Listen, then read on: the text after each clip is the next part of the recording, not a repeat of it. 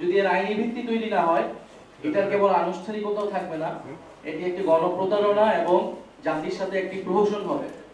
আমরা বাংলাদেশের ইতিহাস থেকে এই অভিজ্ঞতা আমরা দেখেছি।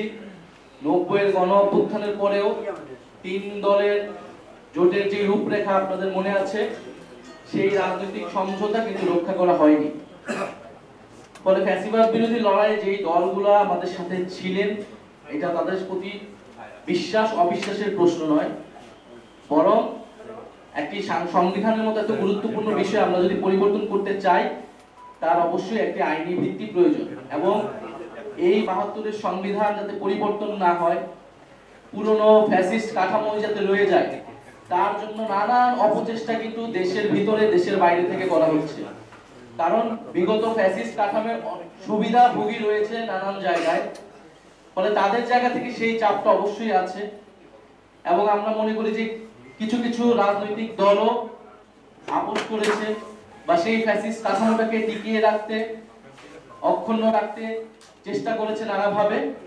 কিন্তু জাতীয় নাগরিক পার্টি এবং আরো কিছু রাজনৈতিক দল এবং অভ্যুত্থানে অংশ নেওয়া ছাত্র জনতার চাপে কিন্তু সরকার এই কমিশন গঠন, ঐক্যমত কমিশন গঠন, সংস্কার প্রক্রিয়া নিয়ে আলোচনা এবং জুলাই সনদ পর্যন্ত এতদূর এসেছে।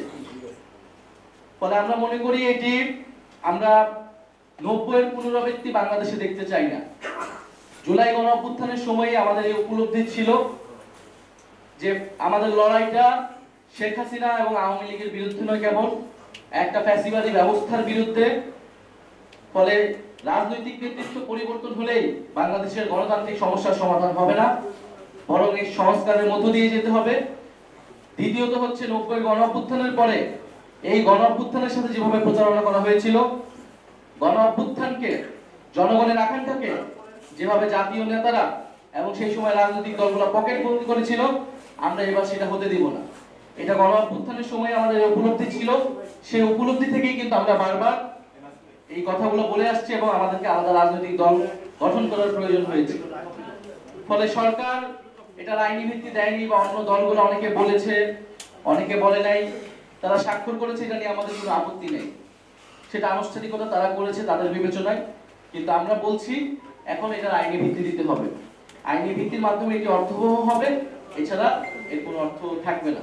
ফলে সরকারের প্রতি আমাদের আহ্বান, রাজনৈতিক দলগুলোর প্রতি আহ্বান এবং জনগণের প্রতিও আমাদের সেই আহ্বান রয়েছে। জনগণ কালকে এটা দেখেছে, পুরা অনুষ্ঠানটাই দেখেছে। সেখানে জুলাই যোদ্ধা যারা ছিলেন, শহীদ পরিবারদেরকে কিভাবে অবমাননা করা হয়েছে এবং জনগণের সাথে কোনো ধরনের সম্পর্ক, কোনো সংশ্লিষ্টতা ছিল, জনগণের আকাঙ্ক্ষার কোনো বাস্তবায়ন বা প্রতিফলন গতকালকের অনুষ্ঠানে ঘটেছে বলে আমরা মনে করি না। বরং এটি তখনই ঘটবে জুলাই গণ অভ্যুত্থানে অংশ নেওয়া ছাত্র জনতার সার্বভৌম অভিপ্রায় হিসেবে যখন প্রফেসর মোহাম্মদ ইউনূস একটি আদেশ জারির মাধ্যমে এর আইনি ভিত্তি তৈরি করবে এবং সেই ভিত্তি অনুসারে গণভোট এবং পরবর্তী নির্বাচিত সংসদ এবং গণপরিষদ একটি নতুন সংবিধান তৈরি করবে।